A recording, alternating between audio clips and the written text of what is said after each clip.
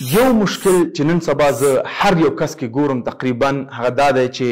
یو کار شروع کی سر ته نشي رسولی یا یو کار شروع کول دپاره ډېر زیات وخت ورکوي سبا به یې وکم او دا په روانشناسي کې د پروکرسټینیشن وایي چې دا یو یو مرض دی که ته دا مرض لري نو جدي علاج یې وکړه لیکن زه غواړم تاسو دوه طریقې وښیم چې څنګه په کم وخت کې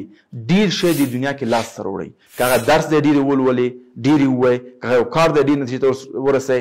ته ځان پوه کړه چې څنګه بعضې کسان دي چې هغوی په همغه 40 ساعتو کې ډېر کارونه کوي 4-5 کمپنیګانې باندې فکر کوي مخکې وړي زرهاو کارمندان لري ما په ایلن ماسک هم فکر کوم چې څنګه یو انسان سپیس ایکس ټسلا نیورالینک همچنان سولر پینل چې کوم کمپنی لري بورینګ څونه غټ غټ کمپنیګانې په شمول د اوسنی ټویټر مخکې وړي حتما د دوی خلکو څه کرامات خو به وي که نه کرامات یعنې عادي هغه کوم میتډ خو به وي چې دوی کارونه خپل مخکې وړي نو ما مطالعه کړل بیل ګیټس او ایلن ماسک او همداسې نور کوم کسان چې واقعا د خپل ژوند نه کم وخت ډېره ګټه اخیستې ده د هغوی 2 میتډه ما پیدا کړل او همچنان علي ابدال نور چې کوم په دې بحث کې ایکسپرټ کسان د پروډکټیویټي کې هغوی نه هم دا معلومات راټول کړل ما هغه 2 دي ته یو کار فقط په 2 ډوله کولی شي یا نتیجې ته وګوري او یا وخت ته ورکړي ما محمد حجاب سره خبره کوله چې هغه قرآن په 6 کالو کې حفظ کو لیکن بعض دا د 6 کالو کې حفظ کو دونه وخت ونیو نه بعض دا د چې حفظ کو ځکه په هغه وخت کې هغه هم دعوت کو هم په آکسفورډ یونیورسيټي کې ماسټري کوله هم په سیپین کې درسونه ورکول هم په پونتون کې استادو بیا هم قرآن سره حفظ کو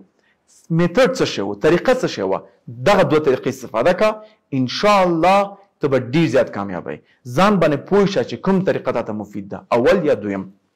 مثال در کوم ته غواړې انګلیسي ژبه زده کړې ته وایې چې زه هره ورځ 100 لغات زده کوم دته وایي ریزلټ بیس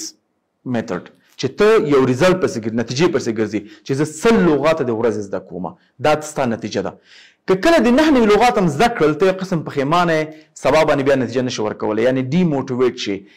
ډېر خوشحاله پرې نه بله ورځ 10 لغات زده کړو ما خو 100 ټارګېټ کړي وو بیا هم دمداسې نه پاتې کېږي یا ته زه سبا ته به زده کړم ماسپښین کې د وخت ورکړی زه ماښام کې به زده کړم سهار کې به که ته داسې کارونه کوې بیا دا طریقه تا ته نتیجه نه ورکوي ته دویم طریقه استفاده کوه دویم طریقه څه دی ته ووایه چې زه هره ورځ د ماښامه 8 بجې 1 ساعت انګلیسي ته ورکوم که ته انګلیسي مې زده کړه او که زده نه کړه 1 ساعت زه انګلیسي لولم او یقین په خدای وکړه چې کوم وخت کې ته دغه طریقه استفاده کوې ځان باندې فشار راوړي چې یو لغت دې زده کړو 100 دې زده کړل 200 زده کړل لیکن دغه وخت ورکو دته وایي ټایم باوند میتډ یعنې هغه وخت دې ورکړی انګلیسي ته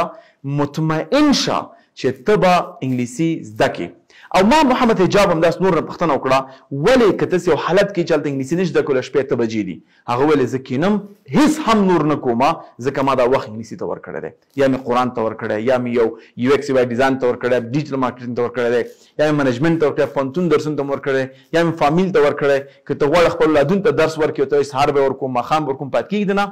وخت ته انتخاب کا او فکس همغه وخت کې نور هېڅ هم مه کوم دې باندې کښېنه که بیخي ته سفر باندې هم وې او یو ورځ سفر باندې هغه وخت کې اولادونو ته زنګ ووهه په همغه شي باندې فکر وکړه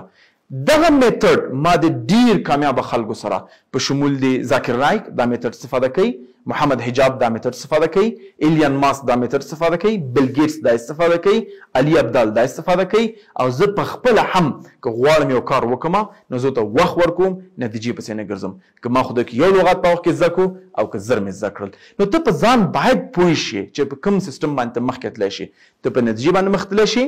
او که په وخت باندې مخکې تللی شي چې هر یو د پیدا کو بیا مخکې لاړ شه تا نه به لکه کارونه نیم پاتې نه هر کار به د یو ځای ته رسېدلی او مخکې به ځې یو بل طریقه زه خپله کاروم ځکه زه هم الحمدلله تقریبا 4 ارګانونه مخکې وړم او همداسې تجارتونه دي ما ورځ ورکړې ده که ته مختلف کارونه لري مثلا پوهنتون لري یا مثلا یو ځای کې کار کوې بل ځای شخصي تجارت لري قرآن حفظ کوې نو ورځ ته ورکړه یکشنبې زه دا کار کوم دوشنبې دا کار کوم سهشنبې دا کار کوم ما هم ورځ تقسیم کړي ارګانونو په منځ کې سهشنبې مثلا زموږ د یقین د مکتبونو ورځ ده زه همغه ورځ همغه یقین میټینګونه کوم که نور هېڅ هم نه وي فقط په یقین باندې فکر کوم چې مارکیټینګ څنګه وکړو درسونه څنګه تقویه کړو نوي شیان چې راوړو بیا چهارشنبه مثلا بیرته د قمر ده بیا پنجشنبه د یولرنا ده او بیا شنبه بیرته بیا یکشنبه بیرته بیا راځي د افغان انسټیټیوټ جمعې په ورځ زما اکثر د ویډیوګانو ریکارډینګ ورځ وي او شنبه یعنی زه تفریح کوم یکشنبه بیا تفریح نه کوم زم دعوت کوم نو هر شته مې ورځ ورکړې ده خوبي به څه وي که ته په منځ کې یو فکر ته راځي ته دا کار زه یکشنبې ته کوم ځان سره ولیکه کېده اخري میتود دا ما هدف دا دوه میتودونه تاسو تشریح کوم لیکن زه کې ان شاء الله که ته یو شی نه لیکي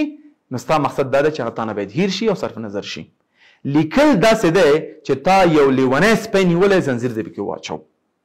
نو ډیر مهم دی چې تاسو سره باید یو کتابچه وي باید موبایل دې سره وي چې هر نظر درته راځي هر شی دفتن ځان سره نوټ کړه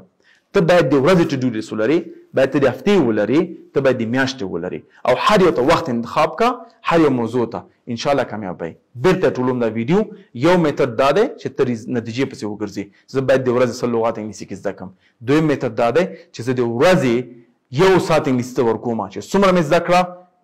ماته مهم نه ده او دا میتود ډیر کامیاب دی د دې میتود مثال درکوم کس جیم ته ځي زه باډي جوړوم هغه ګوري باډي نه جوړیږي